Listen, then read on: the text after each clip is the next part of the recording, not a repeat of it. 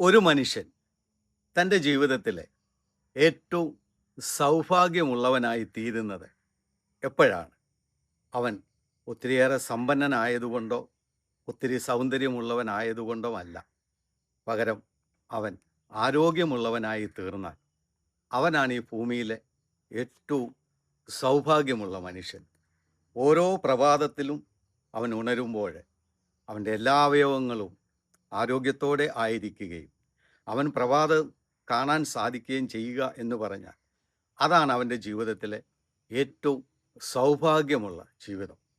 നമുക്കൊത്തിരിയേറെ ഉണ്ടായിട്ടും നമുക്കൊത്തിരിയേറെ സൗന്ദര്യം ഉണ്ടായിട്ടും നമ്മളൊരു രോഗിയാണെങ്കിൽ നമുക്ക് എന്തെല്ലാം ഉണ്ടായിട്ടും എന്തു പ്രയോജനം? അപ്പോൾ ഈ ലോകത്തിലെ ഏറ്റവും വലിയ സൗഭാഗ്യമെന്ന് പറയുന്നത് ആരോഗ്യത്തോടെ ഓരോ പ്രഭാതത്തിലും ജീവിക്കാൻ സാധിക്കുക എന്നുള്ളതാണ്. പലപ്പോഴും നമുക്കറിയാം എങ്ങനെയാണ് മനുഷ്യൻ്റെ ആരോഗ്യം അവൻ നഷ്ടപ്പെടുത്തുന്നത്. പലപ്പോഴും അവൻ്റെ അമിതമായ ആർത്തിയും ദുരാഗ്രഹങ്ങളും ദുഷ്ടതയുമാണ് പലപ്പോഴും അവന് ദൈവം കൊടുത്ത ഈ ശരീരത്തിൻ്റെ ആരോഗ്യം അവൻ നഷ്ടപ്പെടുത്തുന്നത്. ആർത്തി പലപ്പോഴും അവനെ അനാരോഗ്യവാനായി തീർക്കാറുണ്ട്. പലപ്പോഴും സമ്പത്തിൻ്റെ പുറകെ ഓടി നടന്ന് പലപ്പോഴും മനസ്സിൽ തിന്മകൾ നിറച്ച് അവൻ്റെ ആരോഗ്യം നശിപ്പിക്കും. ദൈവം ഭൂമിയിൽ ഓരോ മനുഷ്യനെയും സൃഷ്ടിച്ചത് എങ്ങനെയാണെന്ന് രേഖപ്പെടുത്തിയിട്ടുണ്ട്. ദൈവം മനുഷ്യനെ സരള ഹൃദയനായി സൃഷ്ടിച്ചു. വീണ്ടും പറയുന്നു, സങ്കീർണമായ പ്രശ്നങ്ങൾ അവൻ്റെ തന്നെ സൃഷ്ടിയാണ് എന്ന്. ഇന്ന് നമുക്കറിയാം മനുഷ്യൻ്റെ എല്ലാ പ്രശ്നങ്ങൾക്കും കാരണം അവൻ ആരോഗ്യം നഷ്ടപ്പെടുത്തുന്നതിൻ്റെയും കാരണം അവൻ്റെ അമിതമായ ദുരാഗ്രഹമാണ്. കിട്ടിയതിൽ സംതൃപ്തനാകാതെ വീണ്ടും വീണ്ടും അവൻ്റെ ചിന്തകളെ വാരിക്കൂട്ടാനുള്ള ആർത്തിയാണ് പലരെയും ഇന്ന് ജീവിതത്തിലെ അനാരോഗ്യവാന്മാരാക്കി തീർക്കുന്നത്. ഇന്ന് നമുക്കറിയാം പല ഭവനങ്ങളെ എടുത്തു നോക്കിയാൽ സഹോദരങ്ങൾ തമ്മിൽ ഏറ്റവും അധികം ശത്രുത ഉണ്ടാകുന്നത് എന്തിൻ്റെ പേരിലാണ്? സൗന്ദര്യത്തിൻ്റെ പേരിലാണ്. സൗഭാഗ്യങ്ങളുടെ പേരിലല്ലേ ഇന്ന് ഏറ്റവും അധികം സഹോദരങ്ങളെ ഭിന്നിപ്പിക്കുന്നത്? ഒരാൾക്ക് കിട്ടിയതിൽ അയാൾ സംതൃപ്തനാകുന്നില്ല, മറ്റുള്ളവർക്ക് ഉള്ളതിൽ അവൻ അസംതൃപ്തനാകുന്നു. ഇതാണ് ഇന്ന് പല സഹോദരങ്ങൾ തമ്മിൽ ഇന്ന് പലപ്പോഴും ഭിന്നിച്ച് ജീവിക്കുന്നതിൻ്റെ പ്രധാന കാരണം. പലരെ നമ്മൾ എടുത്തു നോക്കിയാൽ പല ഭവനങ്ങളിലും പല കുടുംബ വഴക്കുകളും തുടങ്ങുന്നത് സമ്പത്തിൻ്റെ പേരിലാണ്. എത്ര ഉണ്ടെങ്കിലും ഉള്ളതിൽ സംതൃപ്തിപ്പെടാതെ കിട്ടാതെ കിടക്കുന്നത്, മാറിക്കിടക്കുന്നത്, വീണ്ടും ഉള്ളതിനെ ചൊല്ലി പരസ്പരം അടിച്ച് ഇന്ന് എത്രയോ സഹോദരന്മാരെ നമ്മുടെ ഭൂമിയിൽ മിണ്ടാതിരിക്കുന്നു, പരസ്പരം ശത്രുതയിൽ കഴിയുന്നു. കാരണം എന്താ? അമിതമായ ആർത്തി. ഇന്ന് പല ഭവനങ്ങളെ നമ്മൾ എടുത്തു നോക്കിയാൽ മാതാപിതാക്കൾ സമ്പാദിച്ചു പോയ ഒത്തിരിയേറെ സമ്പത്തിനു വേണ്ടി മക്കൾ ഇന്ന് അടികൂടുകയല്ലേ. ഈ അടികൂടുന്ന ഓരോ മക്കളെ നമ്മൾ എടുത്തു പരിശോധിച്ചാൽ ചിലപ്പം ചിലർക്ക് കോടികളുടെ ആസ്തിയുള്ളവരായിരിക്കും, ചിലർക്ക് മറ്റൊത്തിരിയേറെ സമ്പാദ്യങ്ങളുള്ളവരായിരിക്കും. എന്നിട്ടും അതിൽ ഒന്നും തൃപ്തിപ്പെടാതെ പലരും വീണ്ടും കിട്ടാനുള്ളതിന് വേണ്ടി വഴക്കടിക്കുമ്പോൾ സഹോദര ബന്ധം, കുടുംബങ്ങൾ തമ്മിലുള്ള ബന്ധം എല്ലാം നഷ്ടപ്പെട്ടു പോകുകയല്ലേ യഥാർത്ഥത്തിൽ ചെയ്യുന്നത്. ഇന്ന് പല സഹോദരങ്ങളും വഴക്കടിക്കുന്നവരെ നമ്മൾ എടുത്തു നോക്കിയാൽ 60 വയസ്സ്, 70 വയസ്സ്, ചിലർക്ക് 75, ചിലർക്ക് 80 വയസ്സൊക്കെ കാണും. ഇവരാണ് വീണ്ടും സ്വത്തിനു വേണ്ടി വഴക്കുണ്ടാക്കുന്നത്. ഒന്ന് ആലോചിച്ച് നോക്കുക, ഇവരിനിയും ഈ ഭൂമിയിൽ എത്ര കാലം ജീവിച്ചിരിക്കും?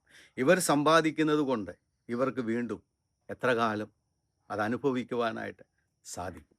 സമ്പത്തിനെ കെട്ടിപ്പിടിച്ച് ജീവിതം നശിപ്പിക്കുമ്പോഴാണ് നമ്മൾ ആരോഗ്യം നഷ്ടപ്പെട്ട് ജീവിക്കുന്നവരാകുന്നത്. ഒരിക്കൽ കുറേ ആളുകൾ കൂടി സ്വർണ്ണക്കനി സമ്പാദിക്കാൻ വേണ്ടി ഒരു പുഴ കടന്ന് അക്കരെ ചെന്നു. എല്ലാവരും അവിടെ നിന്ന് സ്വർണ്ണക്കനികൾ ചാക്കിൽ കെട്ടി തിരിച്ച് ഇക്കരയിലേക്ക് നീന്തുവാനായിട്ട് തുടങ്ങി. പെട്ടെന്ന് വെള്ളം കലങ്ങി എല്ലാവരും മുങ്ങിച്ചാകാനായിട്ട് തുടങ്ങി. ഓളങ്ങൾ കൂടി, കാറ്റടിച്ച് എല്ലാവരും അസ്വസ്ഥരായി. പലരും തങ്ങളുടെ കയ്യിലിരുന്ന ആ ചാക്കുകെട്ടുകൾ, സ്വർണം നിറച്ച ചാക്കുകെട്ടുകൾ പുഴയിൽ തള്ളിയിട്ട് ജീവനും കൊണ്ട് നീന്തി രക്ഷപ്പെട്ടു. കാരണം കനം കൂടിയ ചാക്കുകെട്ടുകൊണ്ട് അവർക്ക് നീന്താനായിട്ട് സാധിച്ചില്ല. എന്നാൽ ഒരാൾ മാത്രം ആ സ്വർണ്ണക്കനി കെട്ടിപ്പിടിച്ചു. കാരണം കഷ്ടപ്പെട്ട് അവിടുന്ന് എടുത്തുകൊണ്ട് വന്നതല്ലേ. അദ്ദേഹം ആ സ്വർണ്ണ ചാക്ക് ആയിട്ട് ആ പുഴയിൽ മുങ്ങിച്ചത്തു. അദ്ദേഹം എന്തിനു വേണ്ടിയാണ് അത് സമ്പാദിച്ചത്? നമ്മൾ കേട്ടിട്ടില്ലേ, അവനവൻ ചത്തിട്ട് മീൻ പിടിച്ചിട്ട് എന്ത് കാര്യമെന്ന്? സ്നേഹമുള്ളവരെ, ചിന്തിച്ചു നോക്കുക. ഇന്ന് പലപ്പോഴും പലരും, പ്രത്യേകിച്ച് സഹോദരങ്ങൾ തമ്മിലടിച്ച് തമ്മിൽ പിരിഞ്ഞ് പോകുന്നതിൻ്റെ ഒരു പ്രധാന കാരണം സമ്പത്തല്ലേ. ഈ സമ്പത്ത് എന്തിനാണ്? ഈ സമ്പത്ത് കൊണ്ട് നിങ്ങൾ എന്ത് നേടുന്നു? കാരണം സമ്പത്ത് കൊണ്ട് നമുക്കൊരിക്കലും നമ്മുടെ ആരോഗ്യം നേടിയെടുക്കാൻ പറ്റത്തില്ല. എന്നാൽ നിങ്ങൾക്ക് ആരോഗ്യമുണ്ടെങ്കിൽ എത്ര സമ്പത്ത് വേണമെങ്കിലും നേടിയെടുക്കാം. ഇന്ന് പലപ്പോഴും നമ്മളുടെ സന്തോഷം നഷ്ടപ്പെടുത്തുന്ന, നമ്മളുടെ ആരോഗ്യം നഷ്ടപ്പെടുത്തുന്ന ഒരേ ഒരു കാരണമാണ് സമ്പത്തിനോടുള്ള ആർത്തി.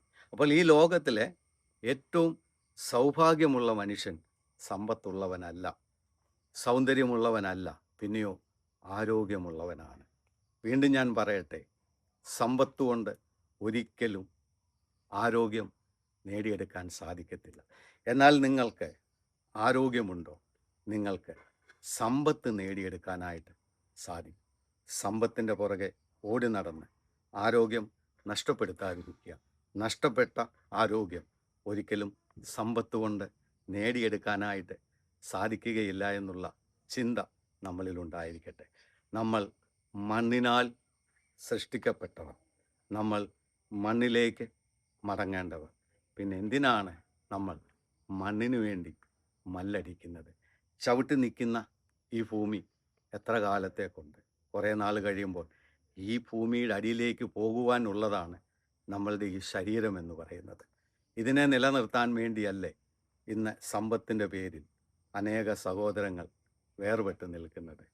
സ്നേഹമുള്ളവരെ, ഒരിക്കലും സമ്പത്തിന് വേണ്ടി അടികൂടി നമ്മുടെ സന്തോഷം നഷ്ടപ്പെടുത്താതിരിക്കുക. ഓർക്കുക, ഈ ലോകത്തിലെ ഏറ്റവും വലിയ ഭാഗ്യവാൻ സമ്പത്തുള്ളവനല്ല, പിന്നെയോ ആരോഗ്യമുള്ളവനാണ്. നമ്മൾ കേട്ടിട്ടില്ലേ, ഈ ലോകത്തിൽ എല്ലാ പ്രശ്നങ്ങൾക്കും കാരണം ധനമോഹമാണ്. ദൈവം നിങ്ങളെ അനുഗ്രഹിക്കട്ടെ.